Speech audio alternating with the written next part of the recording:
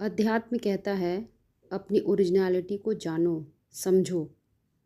What is my originality? क्या है मेरी वास्तविकता? क्या मैं बस उतना ही हूँ जितना इस जगत में दिखाई देता हूँ? यह तो नाम रूप का जगत है। नाम तो मुझे दिया गया है। नाम तो मुझे जन्म के बाद मिला है और उसी नाम के आधार पर मेरा आइडेंटिटी कार्ड और आधार कार्ड भी तैयार हो जाता है। अपने आधार कार्ड से बाहर आएं तो क्या हमारा कोई आधार नहीं है? हमारा अपना कोई मूल व्यक्तित्व नहीं है? हमारा कोई अपना एग्जिस्टेंस नहीं है? इस बात पर अपने आप से क्वेश्चनिंग करनी चाहिए। सेल्फ क्वेश्चनिंग अंतर जगत की यात्रा का पहला कदम है। इस दुनिया में जो अपने एग्जिस्टेंस को हम देखते हैं, मात्र वही हमारा एग्जिस्टेंस नहीं है।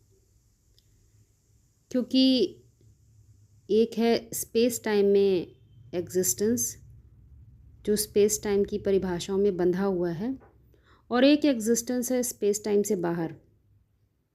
ये दुनिया तो स्पेस टाइम की परिभाषा से चलती है। समय के साथ हमारा व्यक्तित्व भी बदलता जाता है। समय लगातार गुजर रहा है और समय में हमारा शरीर भी एक यात्रा पर है।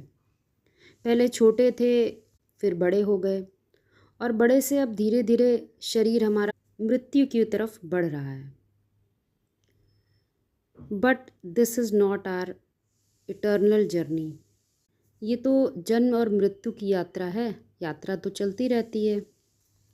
यात्रा तो शरीर करता रहता है। जन्म लेते हैं और संसार में एक नया व्यक्तित्व प्रकट हो जाता है, जिसका एक नाम हो जाता है और एक रूप भी होता है।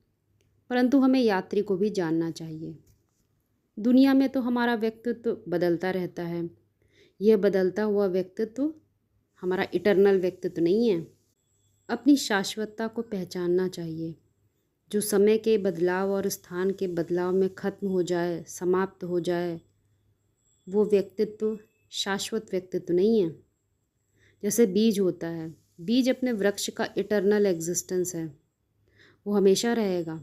वृक्ष टूट सकता है, समाप्त हो सकता है, मौसम बदलेंगे, पत्ते झड़ जाएंगे, परंतु बीज हमेशा रहता है। उसको अविनाशी कहते हैं। बीज अपने वृक्ष का इटर्नल एग्जिस्टेंस है, इसलिए वृक्ष में उसी के गुण और धर्म का फैलाव होता है। परंतु यदि कोई वृक्ष में ढूंढने चले उस बीज को, तो वो नहीं मिलेगा। इसी तरह से जो हमारा ओरिजिनल एग्जिस्टेंस है, वो इस भीड़ में खो गया है। उसे फिर से ढूंढना होगा। हमारे एग्जिस्टेंस का मात्र शरीर ही कारण नहीं है। हमारे एग्जिस्टेंस का एक और कारण है, जिसे हम चेतना कहते हैं, कॉन्शसनेस कहते हैं। वास्तव में हम चेतना के स्तर पर भी एग्जिस्ट करते हैं। दो आँखें, एक नाक, मुंह, कान तो सभी के पास होते हैं, परंतु सबके मुख से एक ही तरह की बात नहीं निकलती। सबकी आँखें किसी चीज़ को एक ही तरह से रियलाइज़ नहीं करती, एक ही दृष्टिकोण से नहीं देखती,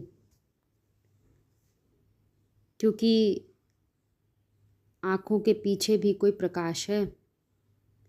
डिफरेंस इज़ समवेयर एल्स।